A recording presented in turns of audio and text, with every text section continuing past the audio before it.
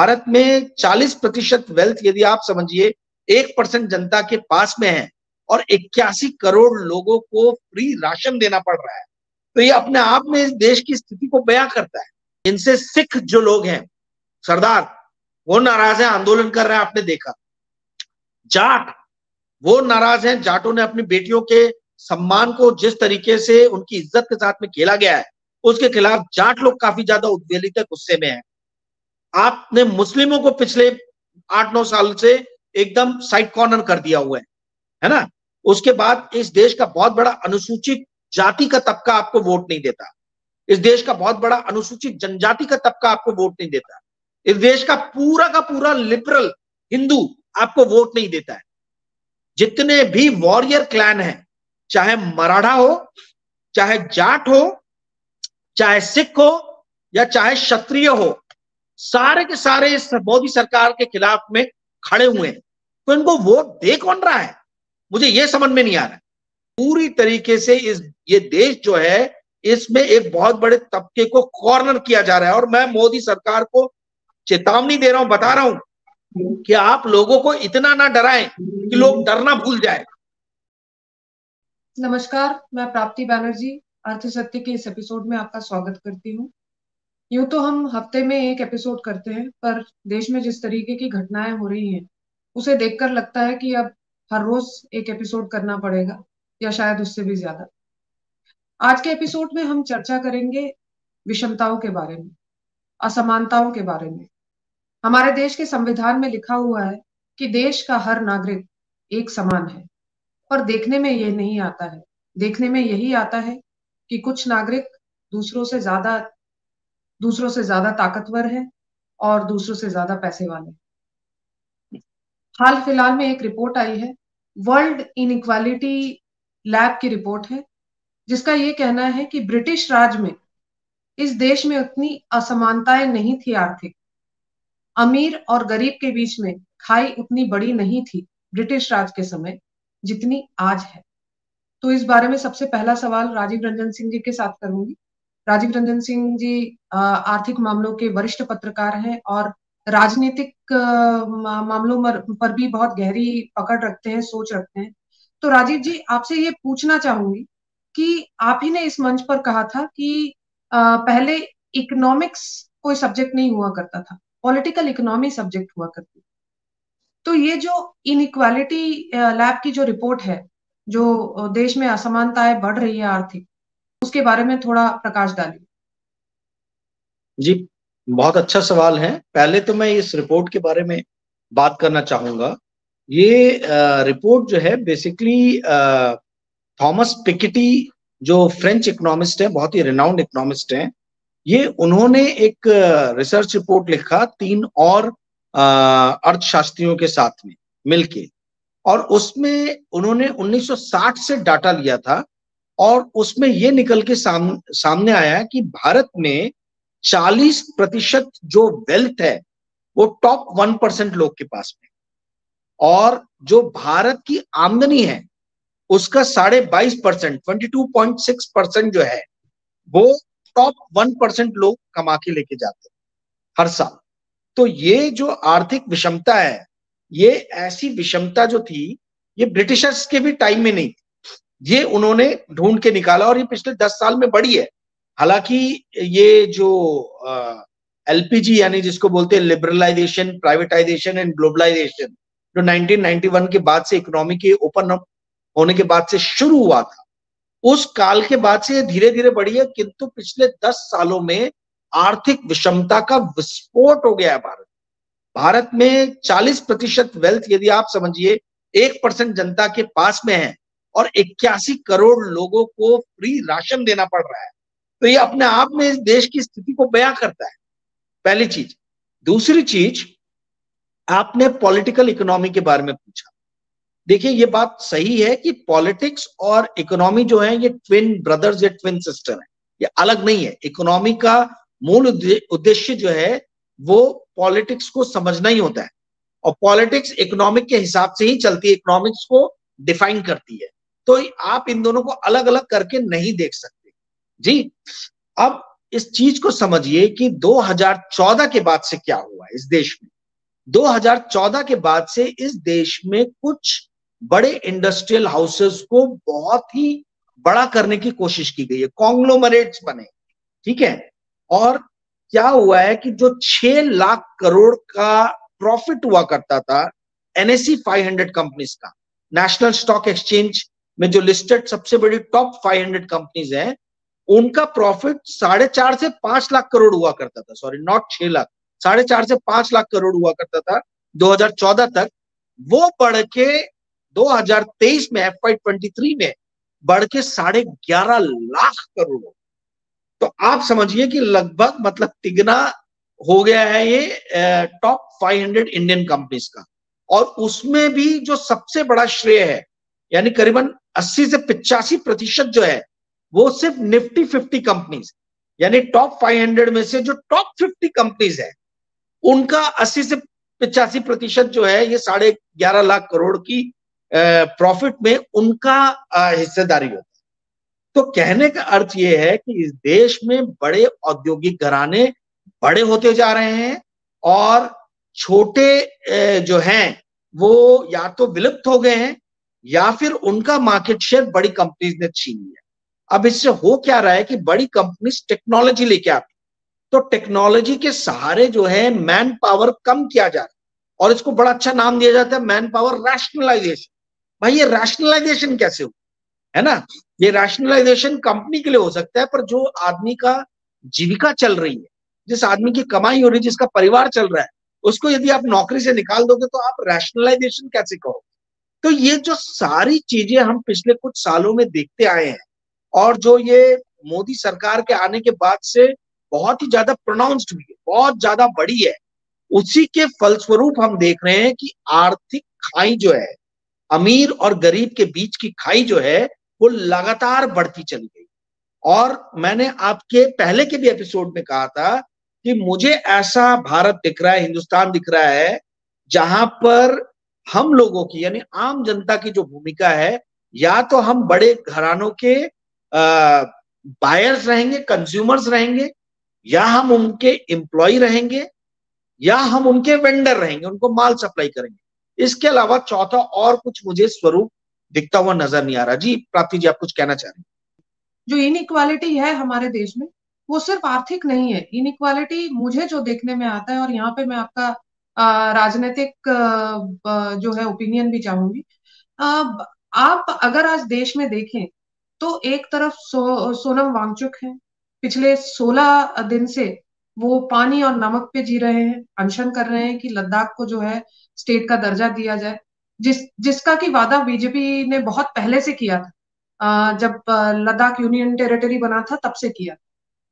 उसके अलावा जो है एक तरफ रघुराम राजन है, जो हमारे देश के आरबीआई के चेयरमैन थे और उसके गवर्नर थे, और उसके बाद जो है उन्होंने अभी रिसेंटली एक किताब लिखी है ब्रेकिंग द मोल्ड। वो बार बार ये कह रहे हैं कि देश में किस तरीके से मतलब जो लोअर जो तबका है, जो जो गरीब तबका है, जो गांव का तबका है, उसका किस तरीके से मतलब उसको किस तरीके से इकोनॉमिकली इंक्लूड किया जाए, और उनके पास कई फॉर्मूलेज है, वो डिस्कस करना चाहते हैं। वो बार बार बोल रहे हैं कि देखिए इस पर जो है विचार विमर्श होना चाहिए, डिबेट होना चाहिए, मेरी किताबों में मैंने जो लिखा है, ना कि ये कहा जाना चाहिए कि आप क्योंकि अलग कुछ सोच रहे हैं तो आप जो है देशद्रोही हैं। और हम निर्मला सीतारमन का कमेंट उनके ऊपर सुनते हैं कि वो तो उन्होंने तो एमबीए किया है, वो तो इकोनॉमिस्ट ही नहीं है। उन्हें शायद पता नहीं है कि मतलब इंडिया इंटरनेशनल मॉनिटरी फंड के वो जो है वो चीफ इकोनॉमिस्ट थे एक समय पे। तो खैर मतलब इस तरीके की बातें चल रही हैं।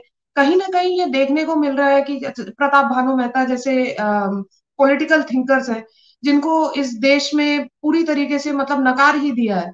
अशोका यूनिवर्सिटी के बच्चों ने उनके रेजिग्नेशन पे जो हल्ला मचाया था तो पुलिस पहुंचा दी गई यूनिवर्सिटीज में। तो कहीं ना कहीं ये अच्छा, उसके ऊपर से सबसे बड़ी विषमता तो अब देखने को मिल रही है कि इस देश में कई चीफ मिनिस्टर्स ऐसे हैं जो कि मतलब जिनके ऊपर कोई चार्जशीट नहीं फाइल होती पर वो जेल चले जा रहे हैं। और कई एक्स कॉन्विक्ट्स ही बोल लूंगी मैं, जिनके ऊपर बड़े बड़े आरोप लगे हुए हैं, वो उनको क्लीन चिट मिल जा रही है क्योंकि वो एक पॉलिटिकल पार्टी ज्वाइन कर ले रहे हैं। अशोक चौहान का नाम मैं इसी मंच पर लेती हूँ। अब ऐसा है, उनका नाम बड़े बड़े घोटालों में है, तो वो अब वो बीजेपी वाले हो गए। तो क्या आपको ऐसा लगता है कि ये जो विषमता सिर्फ आर्थिक नहीं है? जी, काफी लंबा सवाल था और आपने इस सवाल में काफी ऑब्जर्वेशंस दे दिए जो बहुत ही अच्छे ऑब्जर्वेशंस हैं। देखिए, आपने जो नाम लिए, प्रताप भानु मेहता जी का नाम हुआ, या रघुराम राजन जी का नाम हुआ, या सोनम वांगचुक का नाम हुआ, या फिर इसमें उर्जित पटेल मैं जोड़ देता हूं, है ना। तो ऐसे बहुत सारे लोग हैं, जो विरल आचार्य हो गए, जो काफी सम्मानीय पोजीशंस पे थे और वर्ल्ड अक्लेम्ड, वर्ल्ड रिनाउंड है, किंतु इस देश ने उनका सम्मान नहीं। भारत ने, दुख के साथ मुझे कहना पड़ रहा है, कि इन लोगों के ओपिनियंस को यथोचित सम्मान नहीं मिला है, और ये मोदी राज में ही हुआ है। तो ये एक अपने आप में बहुत ही ज्यादा विकट स्थिति की तरफ हम बढ़ रहे हैं। आपका एकदम ये आकलन सही है कि पहली बार इस देश में ऐसा हो रहा है कि 2 सिटिंग चीफ मिनिस्टर्स को अरेस्ट किया गया। आप देखिए, हेमंत सोरेन पहले अरेस्ट हुए, बाद में इस्तीफा दिया उन्होंने। कल रात में अरविंद केजरीवाल जी को अरेस्ट कर लिया गया। मुझे ये समझ में नहीं आ रहा है कि ये सबके सामने खुले तौर पे किया जा रहा है। संजय सिंह और मनीष सिसोदिया को पिछले 1 साल से, मनीष सिसोदिया को, और पिछले आधे साल से ऊपर हो गया है, संजय सिंह को जेल के अंदर में डाल के रखा गया है। और इस देश की जनता जो है उसमें किसी भी तरीके का कोई आंदोलन नहीं कर रही। ये जान के मुझे आश्चर्य हो रहा है। देखिए, ये एक बहुत बड़ा क्रिमिनल ऑफेंस है कि इस देश की जो सबसे बड़ी राजनीतिक पार्टी है, ठीक है, जिसको मतलब ऑफकोर्स भारतीय जनता पार्टी है, पर विपक्षी पार्टी में जो सबसे बड़ी है कांग्रेस, इसका आपने अकाउंट सारे के सारे सीज कर दिए, सारे बैंक अकाउंट्स फ्रीज कर दिए। आप बताइए, इससे ज्यादा और आप किस तरीके से पक्षपात कर सकते हैं? एक तरफ आपने कांग्रेस के अकाउंट को सीज कर दिया, दूसरी तरफ जो रीजनल पार्टीज हैं जिनसे आप मुकाबला नहीं कर पा रहे हो, जैसे झारखंड मुक्ति मोर्चा हो गया झारखंड में, जैसे आम आदमी पार्टी हो गया पंजाब और दिल्ली में। दिल्ली में तो बैठे हैं और लाख जतन, लाख प्रयत्न के बावजूद भी ये किसी भी तरीके से केजरीवाल सरकार को अपदस्थ नहीं कर पाए। तो मुझे ये समझ में नहीं आ रहा कि जब आप पॉलिटिकल फाइट में हार जा रहे हो, पिछड़ जा रहे हो, तो उसके बाद में ये दूसरे तरीके आप क्यों निकाल? यदि आपके पास में कोई सबूत है संजय सिंह के खिलाफ, या मनीष सिसोदिया के खिलाफ, या अरविंद केजरीवाल के खिलाफ, तो आप उसको दिखाइए ना। 2 साल से आप छापे पे छापे मार रहे हो और आपके पास में सबूत के तौर पे कुछ भी नहीं निकल रहा। और हास्यास्पद बात यह है कि हेमंत बिस्व शर्मा से लेके तो अशोक चौहान तक, जितने बड़े बड़े पुराने भ्रष्टाचारी लोग थे, सारे लोग आपकी पार्टी में आ जा रहे हैं और आप उनके खिलाफ कोई एक्शन नहीं ले रहे हो। किसी को राज्यसभा भेज रहे हो, किसी को आप चीफ मिनिस्टर बना दे रहे हो। या किस तरीके का एग्जाम्पल आप सामने इस देश के लेके आ रहे हो? किस तरीके के एग्जाम्पल को आप सेट कर रहे हो? ये कंप्लीटली जो आज की डेट में भारत में हो रहा है, ये हिटलर राज और हिटलर शाही से किसी भी तरीके से कम नहीं है। आप इस चीज को समझिए। मुझे तो समझ में नहीं आ रहा कि इनको वोट भी कौन कर रहा है। इनसे सिख जो लोग हैं, सरदार, वो नाराज है, आंदोलन कर रहे हैं, आपने देखा। जाट, वो नाराज हैं। जाटों ने अपनी बेटियों के सम्मान को जिस तरीके से उनकी इज्जत के साथ में खेला गया है, उसके खिलाफ जाट लोग काफी ज्यादा उद्वेलित है, गुस्से में है।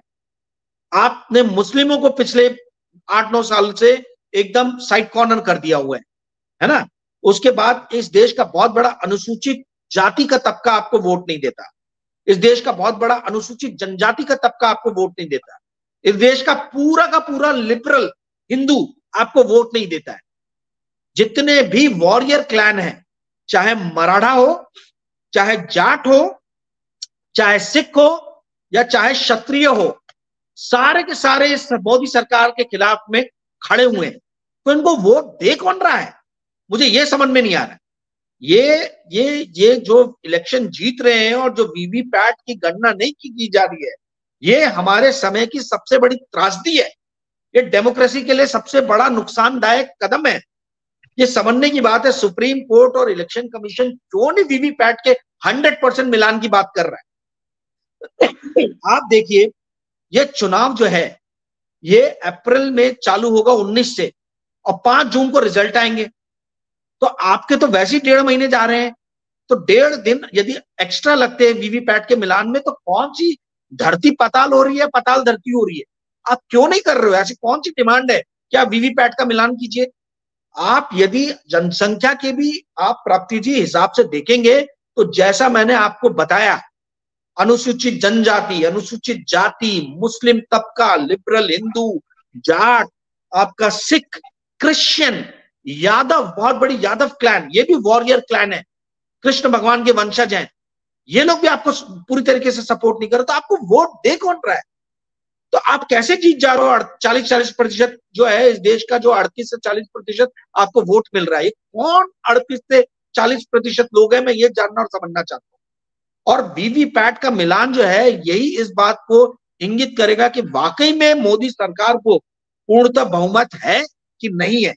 दिग्विजय सिंह से लेके कांग्रेस पार्टी के राहुल गांधी से लेके सारे बड़े नेताओं ने, यहां तक कि जो पहले चुनाव आयोग में लोग रहे हैं, कुरैशी साहब, उन्होंने तक कह दिया है कि वीवीपैट का 100% मिलान जरूरी है यदि आपको ईवीएम के द्वारा इलेक्शन करना है। तो क्यों नहीं इस डिमांड को माना जा रहा? क्यों आप सिटिंग चीफ मिनिस्टर्स को इलेक्शन के ठीक पहले अरेस्ट कर रहे हैं?